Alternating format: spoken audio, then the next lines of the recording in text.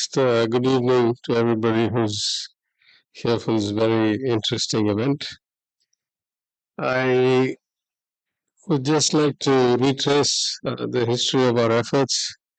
I think around 2017, today's Chief Minister, then working president of our party, asked me to create an IT wing for the party.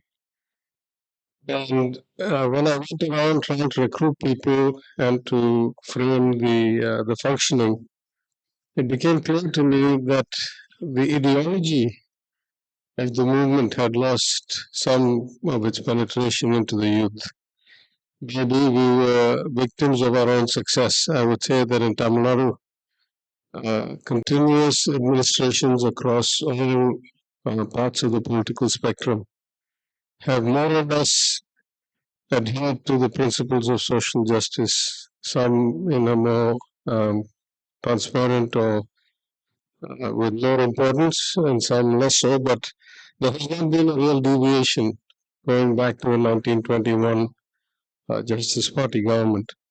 In that sense, while other states have progressed in other dimensions because of such continuity in policy, Tamil Nadu stands a bit unique in our progress in social justice.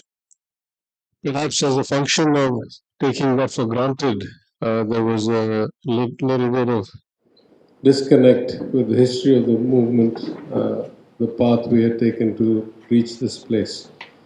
So, at the advice of a very senior party, I would say luminary, I decided we should do something about getting these values back in circulation and debate in the younger generation, particularly the professionals who had benefited from the reservations and social justice policies, many of whom were living overseas and working in multinational companies, some of whom were very vocal advocates for the principles and for the movement, but many of whom were not quite aware.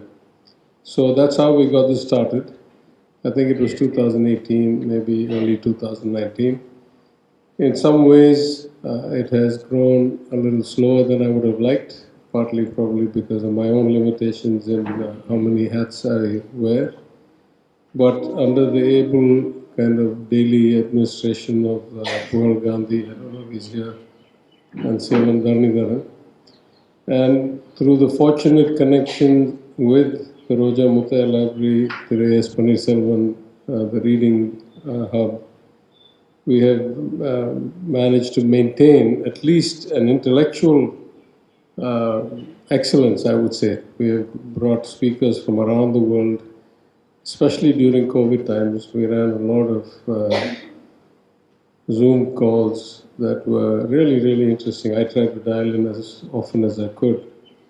And so I'm very grateful that if not quite in scale, at least in the quality and the depth of the intellectual discussions and activities, the DPF continues to have some impact. And I'm particularly grateful to the Roja Mutaya Library, the director, and then through Panirselvan, and of course the many people in the initiative who keep such events happening. I think today's event will mark a new high, both because of the quality of the content of this book and of course the intellectual caliber of the author, Dr. Pravakar. And I'm again thankful to all of you for coming, and I look forward very much to this event. Thank you.